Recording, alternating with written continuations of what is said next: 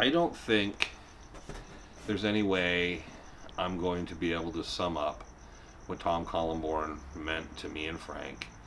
Um, and this isn't even involving this program or anything we've been doing Dutch Hunter related. Um, there's just an emptiness, the loss of the person he was, and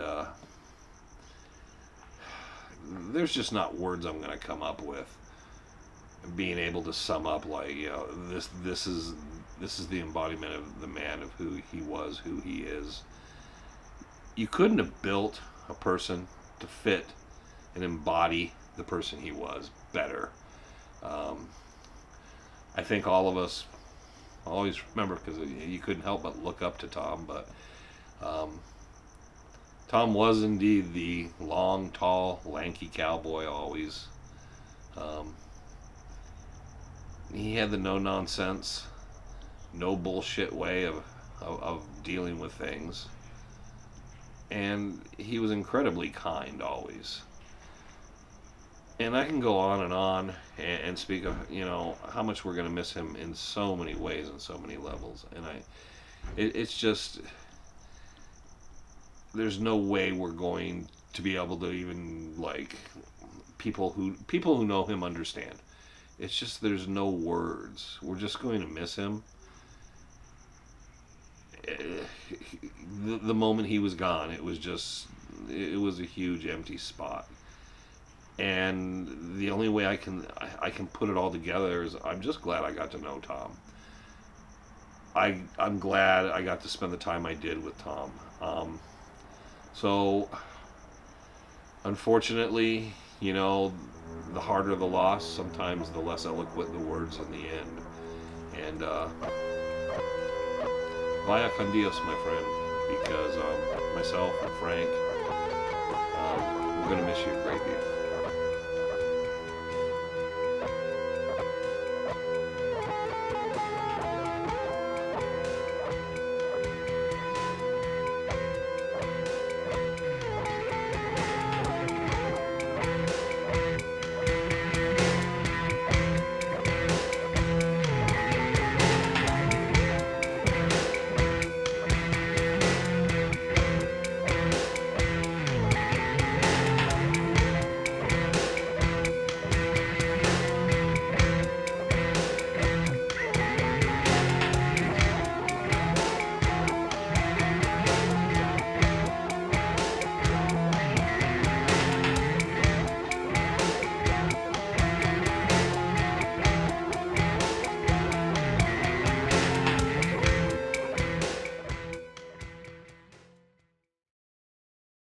One of the things we want to do is, Jim Bark initially went to Spain and researched things involving the Peraltas and mining claims in Arizona, the Mexican Spanish and records and so forth. And we wanted to follow up on that. There might not be anything that's left uncovered. We're not the first people. We might not be the last people, but we want to make our effort as well. In undertaking something like this, it's important that the individual going over there is able to absorb and understand and work within the culture. And fortunately, we do have one Spanish-speaking member on our team. So Trevor speaks Spanish fluently, and he can read and write Spanish. So that's a strong point for us. So Trevor will be going over and additionally looking through the areas from Portugal through Spain, and looking through records and so forth to see if there's anything we missed, anything that anyone's missed, and he can bring back. So, and I believe this won't be the only trip. I mean, I think there will be other things, and we will narrow things down and send him probably a second time. This past summer, I got the chance to go to Spain, France, and Portugal to learn more about the culture and context of the situation, this time period, about Jacob Waltz and his relationship with the Peralta family. So in doing this, I got the chance to visit multiple cities throughout each country. This meant that I get time to search and look at different fortresses. I got to go to different museums. I got to go to different cathedrals and churches, just take in as much of the history as I could. So some of the things I learned about the Templars, I learned about the Jesuits, pretty much anything you could think of from that time period. And I sort of was trying to find if there's any connection between all of them. And one of the things that we were told to go and look at was the Hall of Records, which is another pretty cool thing to have the chance to go and see.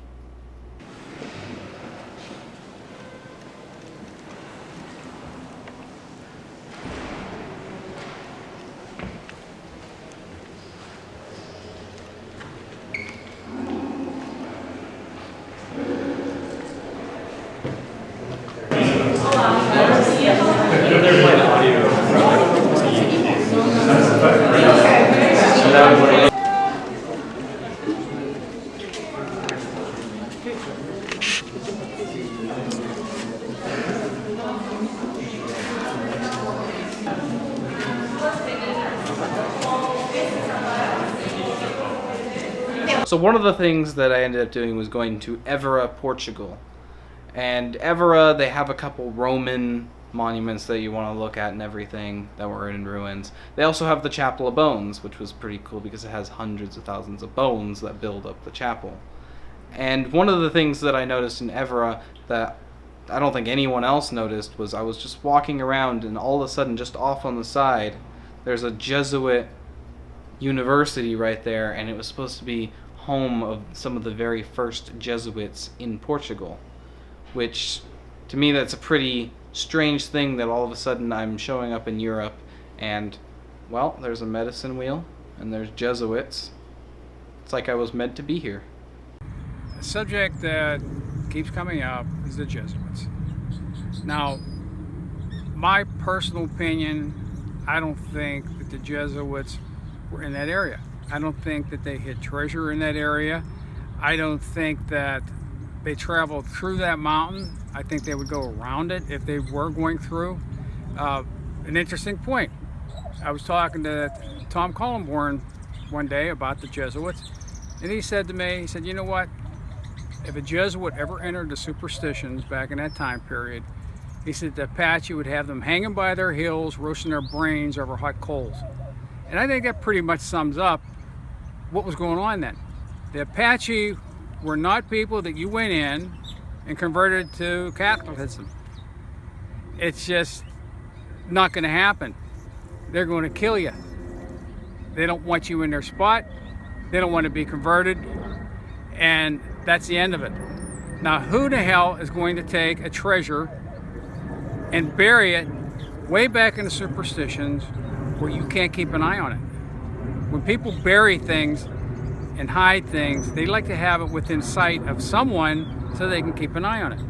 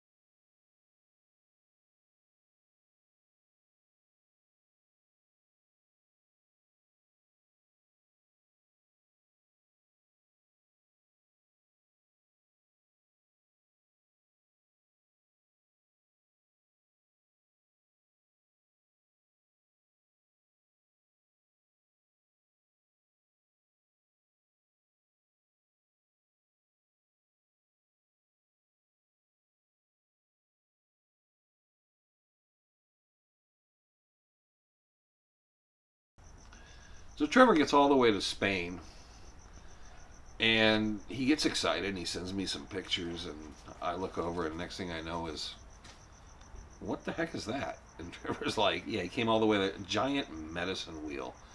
They're not quite sure what it was used for, but it's absolutely looks like a medicine wheel. So he travels all the way to Spain, and in a pretty much what you would consider as far as the American Indian, a non-indigenous medicine wheel, Very, very old. I don't think he even knew the particular date, how far it went back, but very, very old. So, just one of those odd, weird coincidences that always happen. On this trip, one of the places I went to was Spain. And in Spain, one of the very first few places I visited was a fortress. Now, this fortress had been controlled by a variety of different cultures, including the Romans.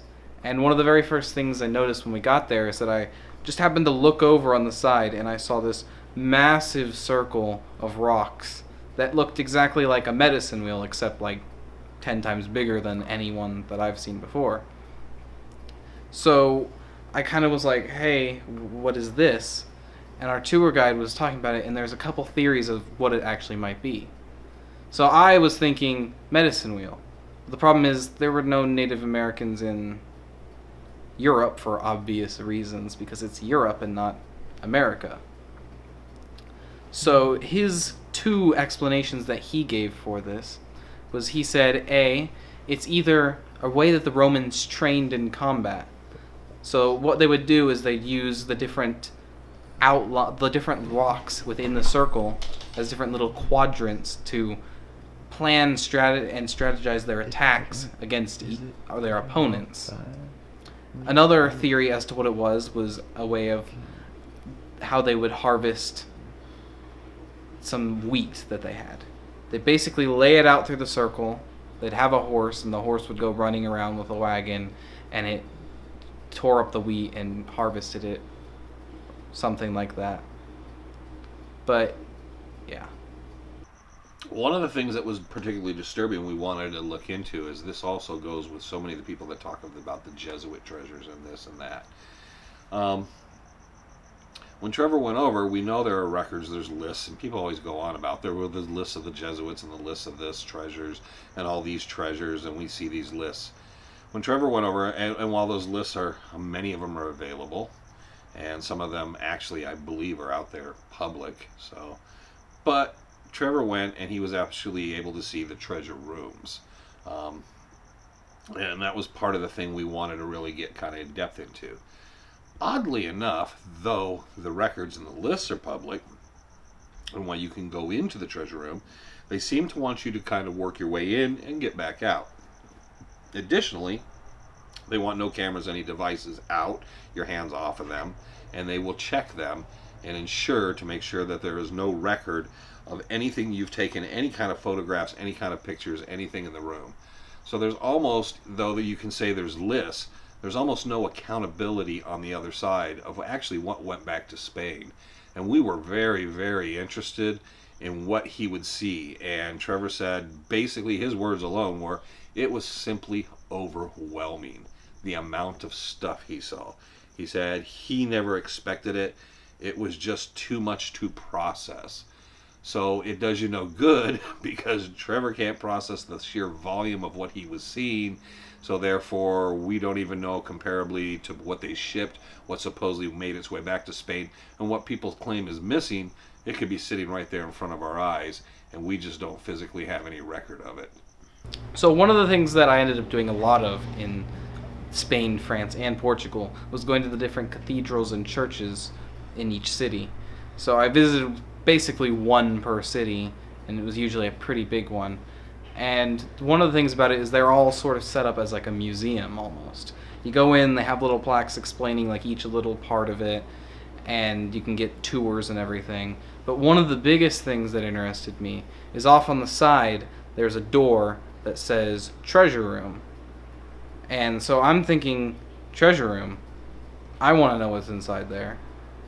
So I was curious. So I walked my way through the entire church and everything, taking pictures, taking video, and then I get to this treasure room, and one of the very first things I see as I walk in is a sign that says no video or photo. And I was like, well, people don't listen to the rules, so I wonder how strict they are about this. And as I walked in, I watched as some kid went and took a picture with his phone, and security walked over and watched him delete it off of his phone to make sure that he did not have it. And there was a lot of stuff in there, a lot of different treasure that I probably can't even remember because of how much there was, and it's a lot of stuff that you will never see. A couple weeks ago, Trevor went to Spain and Portugal, that whole area of Europe, and he toured quite a few museums. And in those museums were treasure rooms, full to the ceiling with gold objects. Can't take a picture, they rush you past the front entrance, but it's something to think about. Why would they hide their gold here when they could take it back to Spain or Portugal and stick it in a room where it remains today? So if you're out looking for, say, a giant ruby or a Jesuit treasure, I think it's most likely going to be back in one of those treasure rooms. So one of the biggest takeaways from this trip was being able to go and to learn some of the new information and the history behind everything, but also to be a part of the culture, to try the food, to speak the language. Like, one of the things that you don't realize is there's not one dialect of Spanish in Spain that they all speak. They all speak their own different dialects, which means what one person in Catalonia might speak is something completely different from the opposite end of Spain. So going there and learning this, you kind of learn about all the differences between each and every part of Europe. One of the most important things we have to do always is research. It's research, research, research. As the temperatures warm up, we're going to get in and spend more time digging through files, digging through things. The archives of the Historical Society, that collection is just vast. It's just endless. And now, as the months get warmer and warmer, we will be inside more, but research is probably 90% of what we do. It's taking those files, taking that material, sitting aside, looking at it, and going through it over and over before we make a trip into the field. Who ran the old store up at Roosevelt, so getting their stuff down on tape. Oh. Hey, they have every goddamn poker chip. The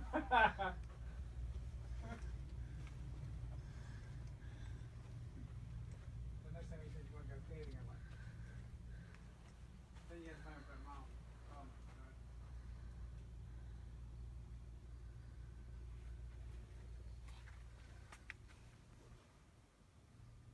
my god. When she found a way, we came to the next intersection. No poker chip. Every poker chip in that cave was gone. So the summer temperatures are here, things are starting to warm up, and now it's time for us to collect everything that we've been doing at this given point of these various different, the research and the field work and so forth, and put it together of these various different things we've been doing, whether it's the DeGrazia paintings, it's been the Gonzales treasure site, it's been the Frank Fish and Peralta mine activity and the connections there to the Lost Dutchman Adolf Ruth. We've been looking at all these different things, and now we have to take all this material and we'll have time to start processing it all and building up to the next set of trips as weather would start to cool down at the end of the summer. So the next step is, again, to pull back, reset ourselves, and kind of look, where have we come, what have we got to in each of these, and plan those next trips.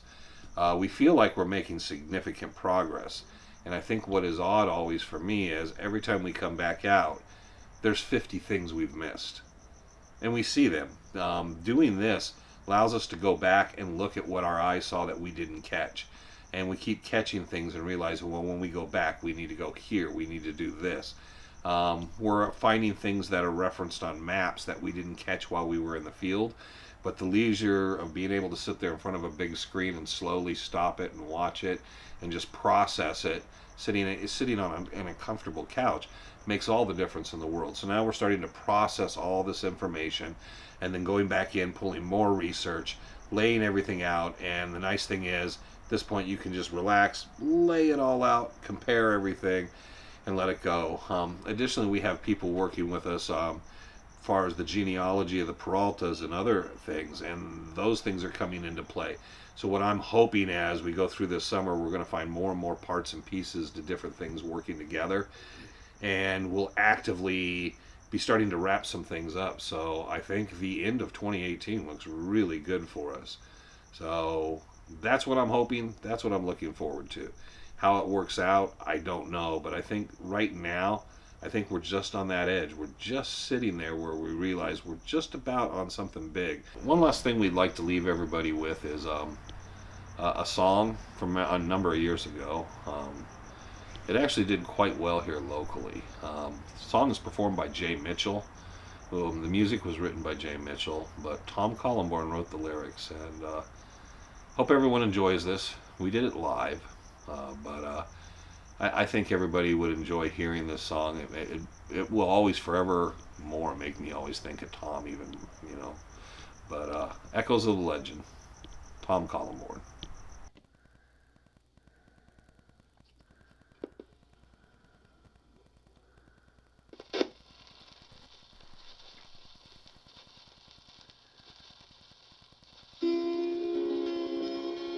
Hear the echoes of the legend as it whispers across the land, moving down the dry washes and over the hot desert sand. There was a man whose fame in every legend will stand. Jacob Waltz was his name, his ghost haunts his land. On a mountain it said he sought his yellow gold. Where men's blood ran red is the story I'm told. Tell your story, old man, of Superstition Mountain and gold. People are the legends of this land, so goes the story I'm told.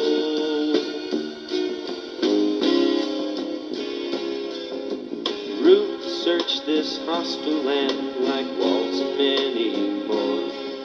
He met his death on Blacktop Mesa, 'cause his map was Spanish lore. Searching for Ruth came Barry Storm, the reward he did not find. So writing a book was his form for out to gold, teased his mind. Deep in a hidden mountain cave lived a hermit, they say. J. Clapp's life we did not save, Boulder Canyon his body lay. Weaver's Needle, Piper and Jones were feuding and fighting for gold, leaving death and some bleached bones, dying for them with something bold. Tell your story, old man, of Superstition Mountain and gold. People are the legends of this land, so goes the story I'm told. Echoes of a legend of gold. They looked up and down on Weaver's Needle, I'm told, from Bluff Springs and all around, but they found no yellow gold. Humble are their graves, the needle their tombstone. Death was not by savage braves, but from men well known. The legend of this beautiful land DeGrazia came to record, a history that'll always stand on his canvas-covered board. As the Dutchman from his grave can see his hidden golden scene, it's made life not what it should be, nothing more than a lifelong dream. Tell your story, old man, of Superstition Mountain and gold. People are the legends of this land,